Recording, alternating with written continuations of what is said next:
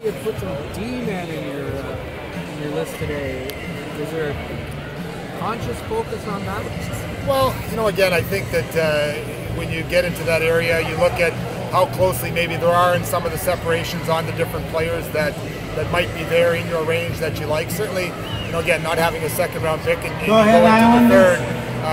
The separations maybe get a little bit closer between the two players that you might have there. So there was a little bit of a focus on that at times. What do you like most about Luke Green? Well, he's a great skater. Former first overall pick in the Quebec League, and good puck mover, good skater. Again, I had the opportunity to see him play. When I was watching Dubois out for the higher end there. And obviously when you have a little bit of a familiarity and the scouts mention the name, you can put the name to the face and you really like what you see. Cederholm, you saw at the under 18. What are the strengths of his game? Cederholm's a little bit of a different player, although he's he's a big player, but he can skate well for a big player. But tremendous leadership quality. He's been the captain of his teams all the way through his history growing up, and someone that has a real pro body already. He's going to develop, continue to develop more, but big body that can move and do a lot of good things, make a good first pass.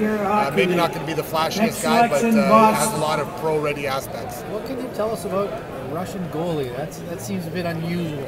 Well, again, when you get into the later rounds and you look all over your list and you see something sticking out at you and glaring at you that you have to take notice. And again, there'll be a little bit of a getting to know you period there from a watching perspective. But the guys that stepped up that were passionate about him were very passionate, certainly at the position that we got him. So we've been in contact with his agent, and it's an exciting thing, I think, because I do think that we got a good value pick there.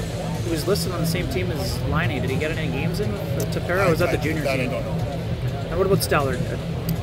So again, a bigger player, good skill, scored I believe 20 goals at the Western Hockey League level from Brandon. So good local kid, had a good opportunity to talk with him on the phone there. He's extremely excited to be drafted by the Jets, but again, a player that we're going to look to continue to develop and good size, good speed, rangy type kid.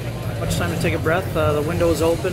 What do you expect the next couple of days to be like? It's in some ways it's nice that the window is open. When you're here, you get an opportunity. Either myself or Larry Simmons gets a chance to maybe go up into the crowd and meet with some of the agents, talk with them, get an initial feel with where some of the players that you might be interested, what they're looking at, what they're thinking, and then kind of we'll all depart from here, and you can kind of branch out from there and take it from there. What are some of the things you can take from having that window last year? Like last year was pretty fresh for everybody. This year you have a little bit of a base.